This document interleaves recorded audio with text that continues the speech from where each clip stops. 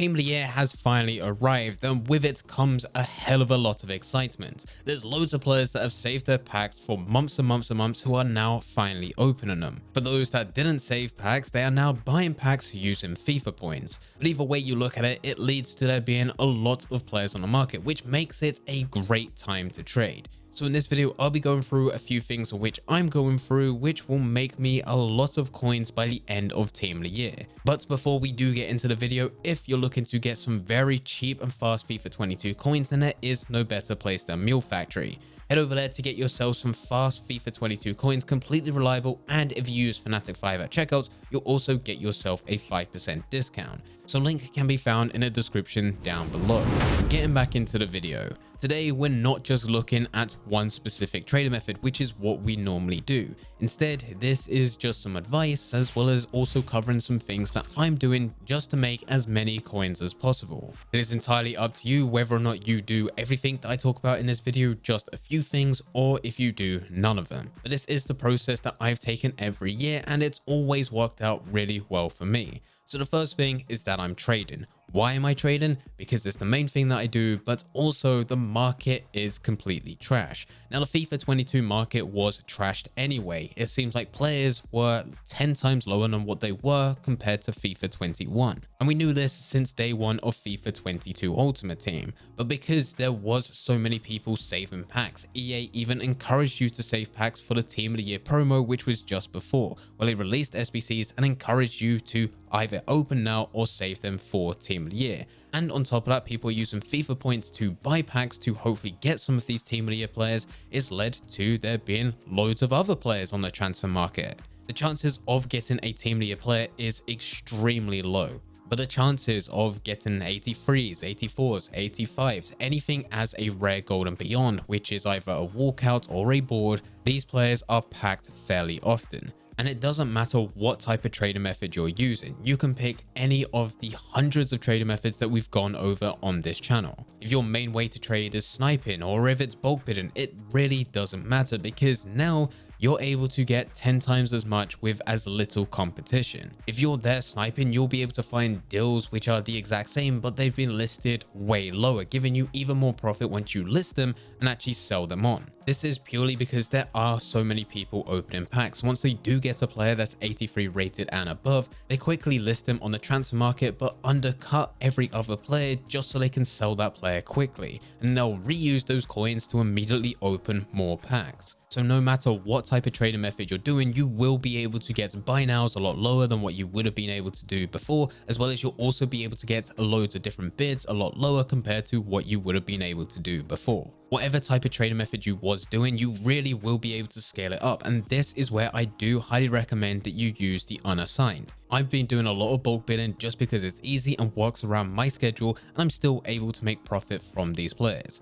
I would bid on 50 players to fill up my watch list, and at the current moment, I'm winning anywhere between 45 all the way up to 50. And winning all 50 players is quite easy, and they're all expiring within just a couple minutes. So with all of these players, I'm relisting them back onto the transfer market where I'm able to make a couple hundred coins per card, but I'm also sending them to my unassigned, backing out, and then bidding all over again. This will eventually lead there to be hundreds of players within my unassigned by the end of this week. And I can just spend the next couple of weeks moving anything from my unassigned to my transfer list, waiting for it to sell. Once it does sell, I will then move some of those other players from my unassigned back over to my transfer list. This is also a good time to invest. Now, if you followed my video a few weeks ago where I did tell you that it was your last chance to prepare for Team of the Year, I ran through my plan. And in that, I did tell you to invest into anyone above 83 rated and beyond, and then also some Team of the Week players, which you will sell before Team of the Year is released. That is the important part. And I did exactly this. I bought every 84 and 83 rated player, plus I got some 85s and above.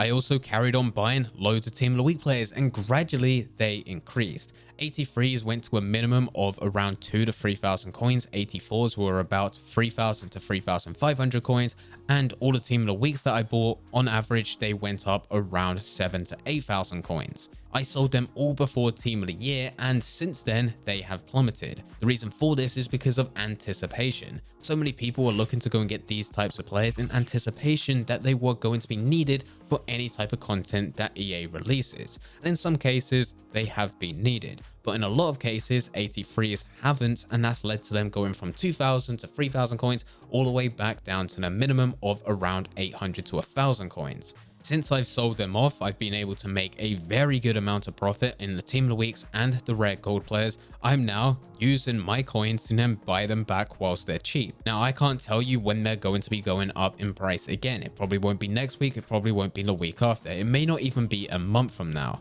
But at some point within the future, there will be an event that happens which makes these players go up, whether it be an SBC or fast forwarding months from now where we have team of the season and we get that anticipation again. But it really doesn't matter because we're getting these players at a minimum. This being the 83 rated players and above, as well as any of the team of the weeks. And then the last thing that I'm doing is looking to buy any of the players back that I sold initially before team of the year, as well as just looking at some of the other players that I've never played with before, or even some of the team of the year players. With this, it's entirely different for everyone, but there's players that I've been wanting to use for a long time, or I've used them before in the past, but I sold them because of their price tag, in which I'm looking to buy them back. This also links back to that previous video before Team of the Year where I said that this is your last chance to prepare. In that video, I suggested that if you're looking to buy back some of the players that you already have within your team for a cheaper price so that you can use the difference in coins for other types of players, then it's a good idea for you to sell your team. And there's been a lot of players that have dropped in value, so now is the time in which you can start thinking about buying these players back. Two players that I've been looking at is Mbappe and Ronaldo. I actually sold them in late December, and at the time Ronaldo was around 320,000 coins on Xbox, and since then,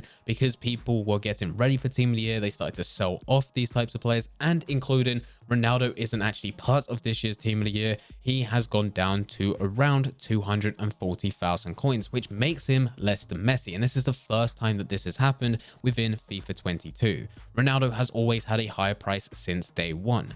Messi and Mbappe. Messi I do already have in my club and didn't sell, by far one of my favorite players within the game, but I did sell Mbappe before because he was around 700 to 800,000 coins. Now for both Messi and Mbappe, because they are part of the Team of the Year, they have got Team of the Year cards. But as they have got Team of the Year cards within packs, it means that when people were opening packs, you couldn't get their normal rare gold. And this actually led to an increase in both Mbappe and Messi since the Team of the Year was first leaked. But for 99% of players across the FIFA 22 market, if you were looking to go and buy them within December, they would have been a higher price than what they currently are. So if you did what I did, where I did sell them at the end of December or the start of January, this week would actually be a good time to buy them back. If you're looking to buy any of the Team of the Year players, don't do it quite yet. Actually wait until the full Team of the Year is released and it's about to expire. This gives you the highest chance of being able to get them at their lowest price. This is when near enough everyone who saved packs have now opened them, and for those that were using FIFA points, they've pretty much blasted through all of them. So for those that have got Team of the Year players, they've either kept them in their club or they've listed them on the transfer market, and by waiting until the full Team of the Year is released and about to expire,